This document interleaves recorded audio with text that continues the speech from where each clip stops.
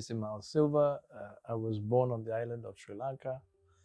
I came here as a little kid who was 10 years old, but I've lived here for 43 years. So I tell that I'm more Nigerian than some Nigerians by reason of time. So I was born into a family of scientists, so I had to study the sciences early.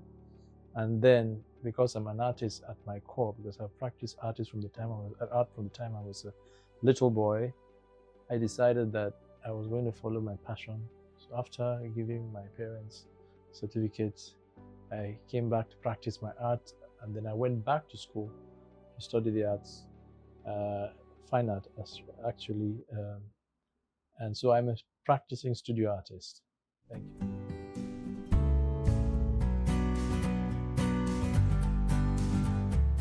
One was young, very young. We weren't thinking about being, professional artists, So it was more out of a desire to want to express oneself, desire to want to interpret what you see in your own way, You see a mountain, you want to paint the mountain. You see somebody, you see a superhero, you want to give it expression the way you want, Yes, but at some point in time, when I began to realize that I really want to take this seriously, even before I went to study, I had started practicing. Now, not just just for having fun, but actually to improve myself and to improve my skills so that they be marketable, and then, of course, that helped me to develop myself even the more.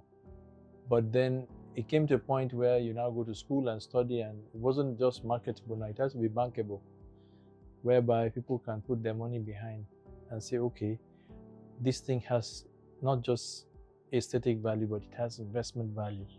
So I think that was another stage where one now had to look at it from a much wider perspective, So yeah, I think it's a gradual.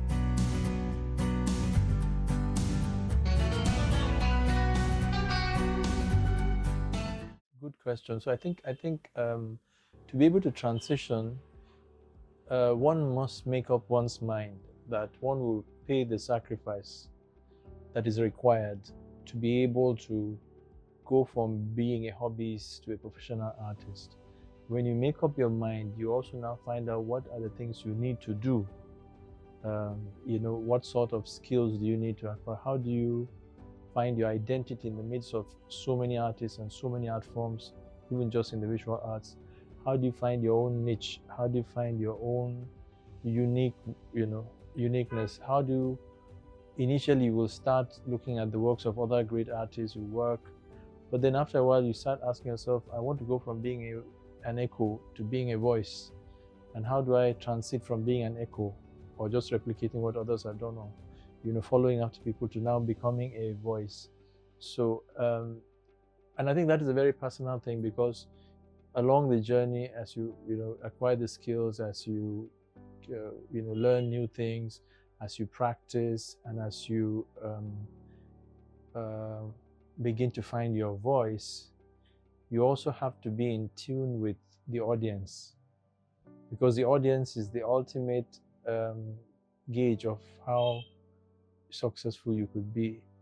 In a way, yes, but in a way it is not, because sometimes the audience may want something that is just popular, but you may have something even that is really beyond your generation. So let me not get into that, but you must be in touch with the audience and constantly get a feedback from them. When you get a feedback from them, you will begin to know why you do what you do. Even if people don't accept what you do so well, you see that other people are being accepted more, it doesn't mean that you should run away from that which is uniquely you. Because one thing I found out with practice and studio practice, that you could, like, at present I work with about 5 abstract techniques, okay? And each of these 5 abstract techniques, I can go deeper and deeper into each one and fine-tune each one, making it more and more unique and more me.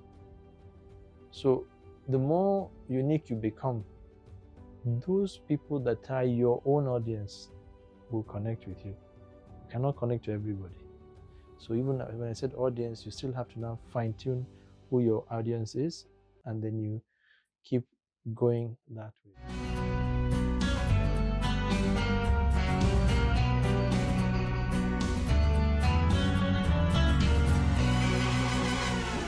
Natural tendency for us creatives is to just lock ourselves up in our studios and work and work and work, because we get so much pleasure out of pursuing that your dream and your desire. But then if you don't make it, like I said, marketable and then bankable, what happens that hunger will come calling, and it will knock on your door, and you suddenly realize that it's not all about, So it's important for you to step out. During my younger days as an artist, I wasn't really going out, but later I began to realize that I need to start attending events, attending shows, going for artist talks, going to meet other artists, in their studios. So the more I went out, interestingly, one thing I can say is that every single time I went out, I had something definite I took from each of those till today. And the one I'm going to tomorrow, and the one I'll go in 3 weeks' time, I can tell you that it is as definite as that. You will find something very unique to take from every event. So I think it's something that as artists we need to cultivate. And that means you schedule yourself. It's not that, everything you just, I'm everywhere. But at the same time, you need to find out which ones, do I not miss. You make sure that you schedule yourself, but you don't miss those ones.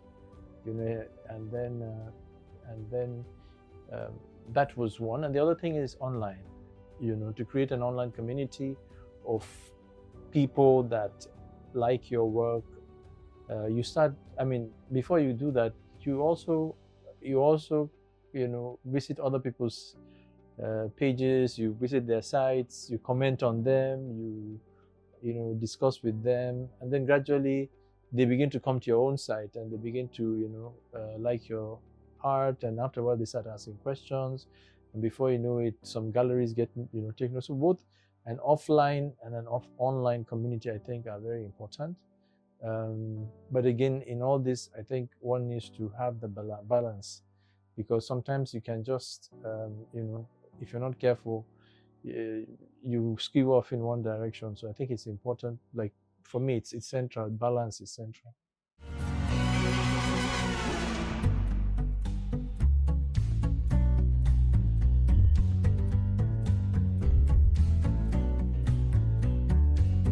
One of the things I would want to say is that, I spoke about the journey before, that how at some point I had to learn to, when I was going from being a hobbyist to a professional artist, one had to dedicate time to, learning that is formal, learning that is informal, then practice, because you could learn things, you could read things, you could be taught things, but till you get to the canvas or till you get to your material and you start working, you wouldn't really know how that journey will really go. So, but one of the things that I try to guard the younger artists against right now is there's a tendency for artists, I just want to be seen. I want to show my artwork, I want to showcase my thing, and in the process, what happens is that we want to produce, we want to sell, which is good, which is normal, we sometimes tend to now neglect the depth of application to your practice. The need for you, now there's a balance, but let me put it this way. The need for you to push your own techniques deeper and deeper. The need for you to explore your own uniqueness deeper and deeper. And also be careful not to become a mass producer. In the process, some people is like, oh, let me just be producing. They're not really researching. They're taking the same thing. You see, sometimes we just take this particular thing and just reproduce it in different shades of blue, shades of green, shades of yellow. Technique is much deeper. And those that are really, enthusiasts and collectors that are deep, it's like, they catch on with your frequency when they see it. They know immediately. If really they're schooled in the arts, they know immediately and they will know. So success is not it's not so much about being seen as it is about the depth of your practice. So that whenever you come out, each time you exhibit, whenever it is, when you come out, people like, whoa, there's something here, there's homework done here, you know.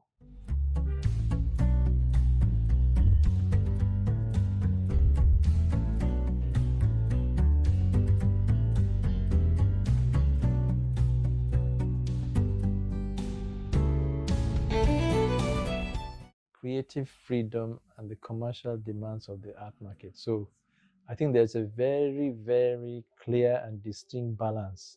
Like, I'm coming back to that word. It's you have to get into the rhythm of knowing how to manage the two together. You have to know how to practice.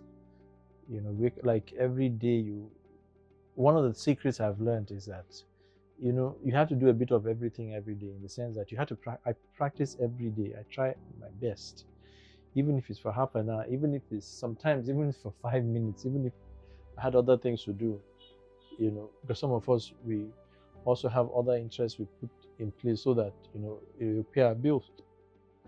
But if it is something every day you must practice, every day you must also project your work on social media. Every day you must also make the calls you need to call regards your profession. Every day you must also document the things you need to document and set aside. So if you do that every day, you don't really have any of these things piling up. So anytime when you want to do something, you know that, okay, whatever you need to quickly finish is not much. So I think that is, and well, for me, I work, I don't know, not all artists do this, people are different. I work on many artworks at the same time. And probably because I'm an abstract artist, if I'm working on one, I get stuck. In the sense that because I don't have a physical reference like a realistic artist. Somebody who's doing a portrait or painting a landscape, look at what they're painting, and they just pick it up and drop it on a canvas or whatever. But in my own case, like the works you see, there's no reference, it's from me. So sometimes I don't have the flow for that particular work. So I switch to another one. What I'm saying is that I'm constantly working on several works at the same time. And so I may start on a work in 2023 and finish it in 2024. Or it could even be more than that. Or it could be something that's even much shorter, depending on how it flows. But the important thing is that you must have the balance of that consistency of doing your practice and doing the other things you need to do. So that even if it comes to family life, if you have to do with, you know, other things, maybe you have some business, like some of us, we invested in some businesses, you are able to dedicate some time to each of those things every day. Yeah.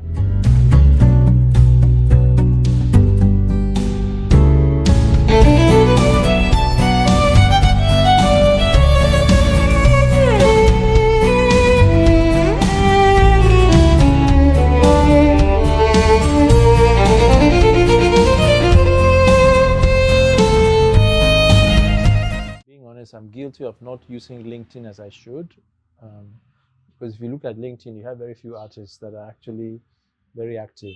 They're usually corporate people. So I'm guilty of that, and I'm trying to work on that.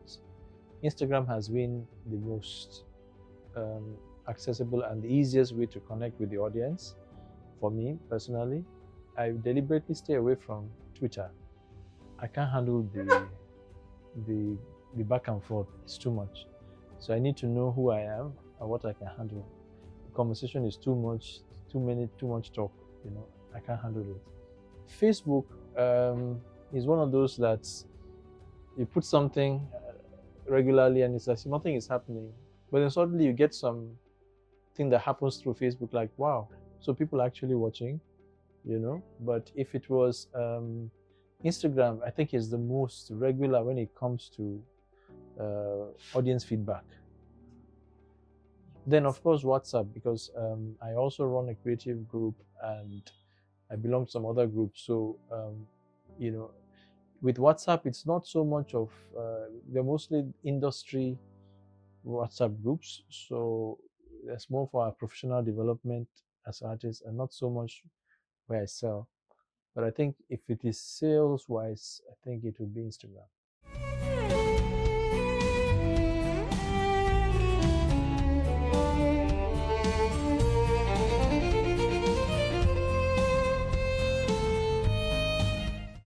Also, having dabbled a bit into business, I would say that even the studio practice, talk less of a gallery or a museum or anything, which are actual institutions. Even your studio practice should be taken as a business. So I think that it's important that your studio practice is something that is not just you, but is also something that has to be sustained by business principles. Even in my own studio, I don't do everything. I have a gallery assistant, he helps me take care of certain things. He handles those things for me. Then when it comes to writing about me and things, there are some people that write about me. There's some people that handle the website. There's some people that help me with sales and marketing. So what I'm saying is that even that little studio practice itself is like a little tiny business. So if there's a business model, everybody has their own different business model. But a few of the things I will say that one needs to take into cognizance are: number one, you need to understand your audience. My audience may not be the audience of another artist. I cannot just assume that, oh, because it worked like this for that artist, it will work like this for me. The second thing is I need to study my own work. I need to sometimes step outside my studio and look at my work from outside and critique it and find out, okay, how can it be more presentable, or how can it be more acceptable to my own unique clientele? How can it be sometimes more, in terms of cost, in terms of quality, how can I keep improving on it? Another thing is, if I take it as a business, how do I market myself, which we had touched on before. What are the different ways I can market myself offline and online? The fourth thing is, how do I distribute? Once I market and somebody buys, what's the ease of access of the actual work? Because quite a few of my clients are outside the country. How do I get those works without stress for them? And how do I also, different platforms I can sell on, not just my own social media alone, online platforms where I can sell. Then also, what are my daily studio practices? What are my daily studio practice? What happens every day? So with my assistant, we have a list. These are the things you're supposed to do daily, and I check on those things. These are things you're supposed to do weekly, stocking, monthly, stocking materials and all that. Then who are the people that do these things as well? You need to also, like I had said earlier, you need to monitor who does what for you. They need, are there feedbacks you need to get from them? Those marketing, those helping you to document, those helping you to buy materials, those helping you to run the studio. Another thing I think I would say are, who are my key partners out there? Maybe galleries, institutions, individuals, government. What are the other things I'm doing with them that is either adding to me directly or indirectly? Which one do I pay more attention to? Because I can't say I'm just painting all day long, but there are other ways that I relate with people outside.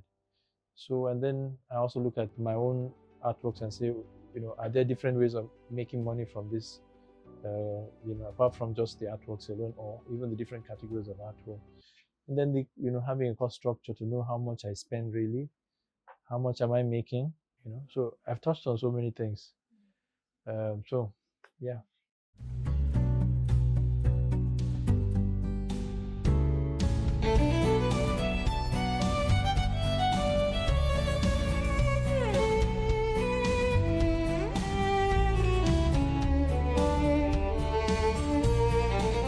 The time I was younger and I was doing more realistic work, I think Rembrandt was somebody I loved so much. I saw his works live and direct when I was 12 years old at the National Gallery in London, and I fell in love with his works. Later, some landscape painters too, but as I said, as I got older, I got deeper into abstraction. So of course, abstraction, Gerhard Richter, Frank Bowling, and then in Africa, Ella Natsui.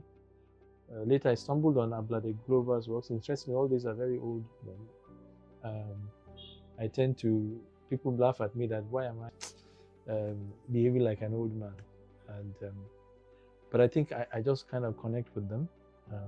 Frank Bullock is an amazing British artist, works with drip techniques. Gerhard Reicher was one of the fathers of abstract expressionism. Ella Natsui is a sculptor, interestingly. He's not known to be a core painter, but I like his works. And Abla de Glover is a painter. There's actually somebody that sent me a picture later and said, and I was like, I've seen his works longer, but when I now look at them now, I'm like, wow, I need to meet this gentleman someday. So I think those are people I can say. Thank you.